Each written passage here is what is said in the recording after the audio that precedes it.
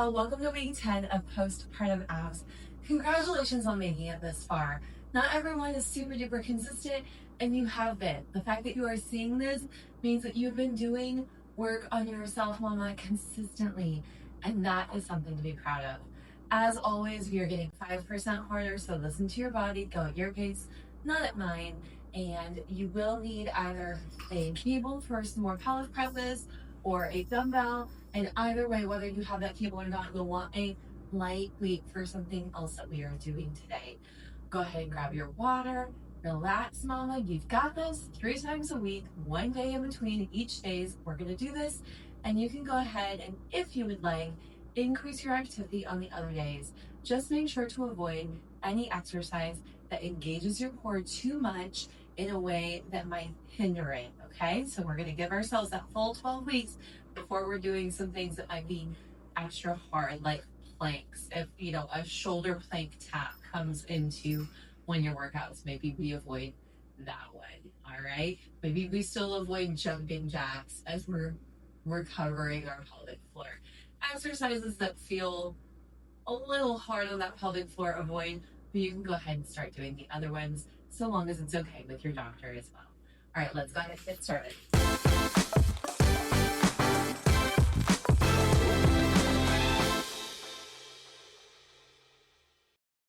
Before beginning this or any exercise program, consult your physician or other qualified healthcare provider to determine whether this workout is appropriate for you. By participating in this workout, you acknowledge that you do so voluntarily and assume all risks associated with exercise. This video is intended for educational and informational purposes only and is not a substitute for professional medical advice, diagnosis, or treatment. Stop exercise immediately if you experience pain, dizziness, shortness of breath, chest pain, or any other concerning symptoms, and seek medical attention if necessary. Always choose a weight that matches your current fitness level. The weights demonstrated in this video are examples only and may not be appropriate for you. Use lighter weights with proper techniques is more effective and safer than using heavier weights with poor form. Focus on controlled, deliberate movement throughout each repetition. Avoid swinging your body or using momentum to lift the weight. If maintaining proper form requires you to reduce a weight, do so. The final repetitions of each set should be challenging, but you should still be able to complete every repetition with good technique and control. Exercise within your own abilities, modify movements as necessary, and take breaks whenever necessary. By participating in this workout, you accept full responsibility for your health and safety and release the creator from liability for any injuries or damages that may result from the use of this content. Kneel upright with your hips stacked over your knees. Take each breath into your ribs, sides, abdomen, and back. Exhale slowly while maintaining a gentle, deep core and pelvic floor engagement.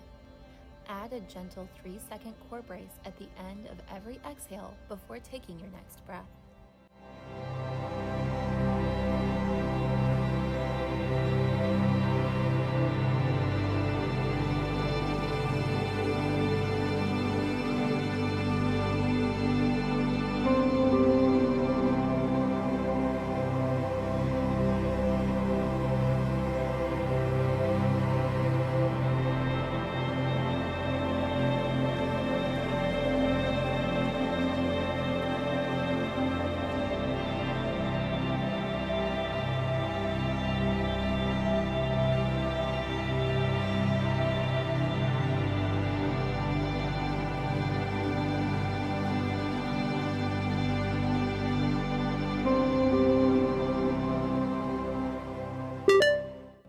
Lie on your back and bring both legs into tabletop. Brace your core. Lower your right foot toward the floor. Instead of simply tapping, extend the legs slightly away from your body. Bring it back to tabletop. Alternate sides. Keep your pelvis still and only extend the leg as far as you can, maintaining control.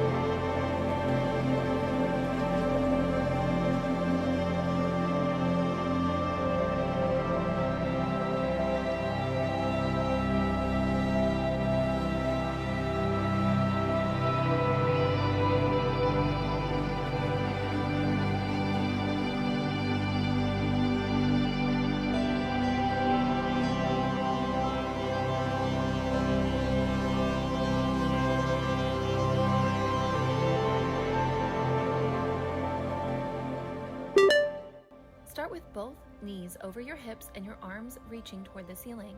Brace your core. Slowly straighten one leg toward the floor. Return it to tabletop. Repeat with the opposite leg. Continue alternating. Use a slow 3-second lowering phase.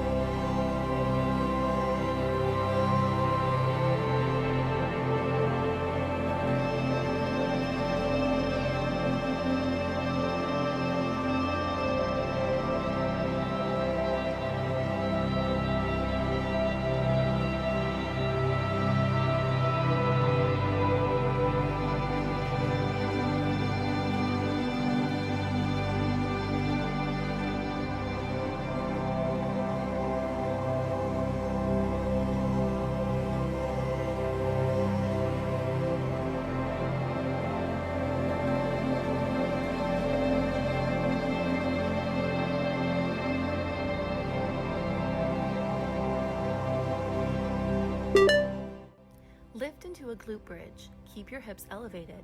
Lift one foot a few inches. Hold for 2 seconds. Lower it and switch sides. Continue alternating. Keep your hips completely level rather than allowing one side to drop.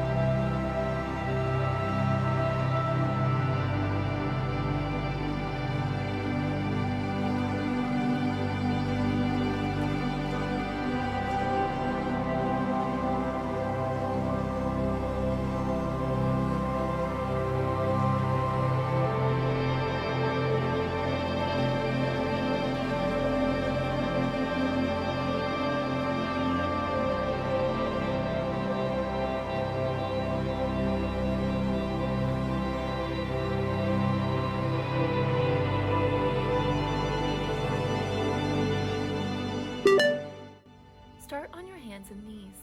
Lift your knees about an inch from the floor. Brace your core.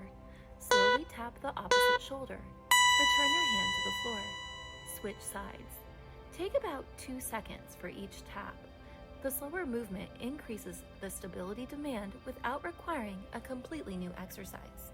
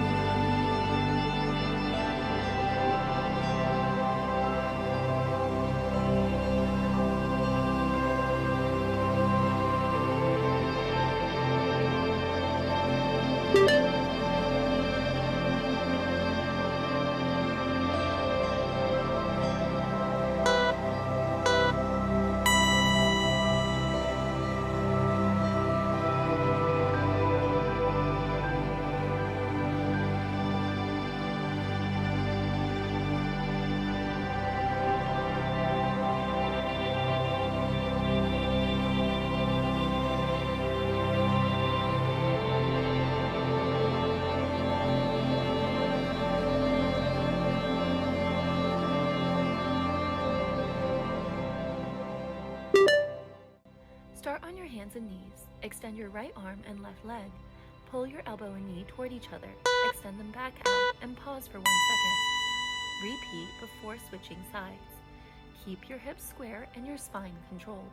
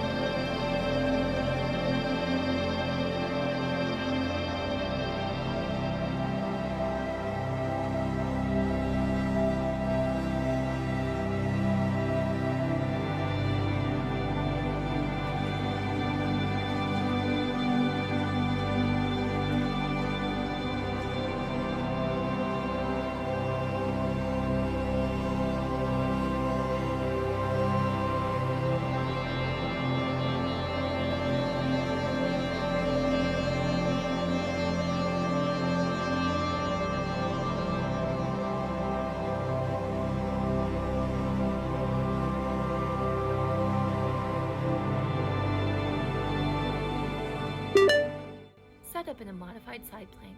Lift your hips and straighten your top leg.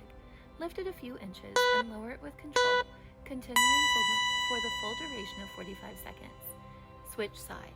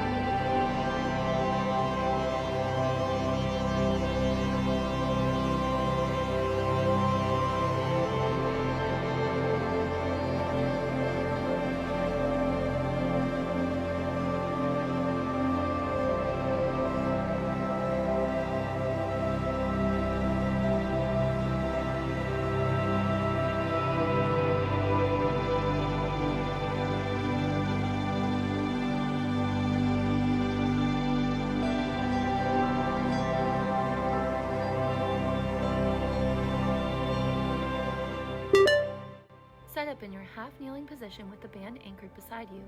Hold your band at your chest and brace your core. Press your hands straight forward. Hold the extension position for 2 seconds.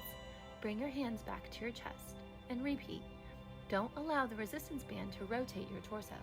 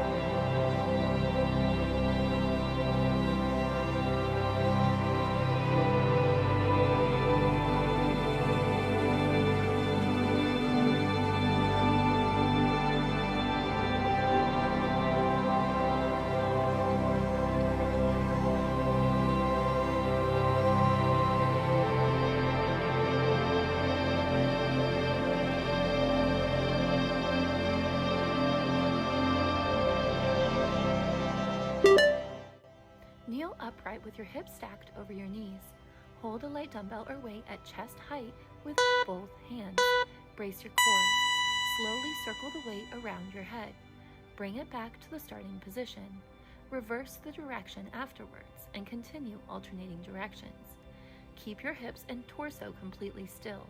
Use a very light weight. The goal is core stability, not shoulder fatigue.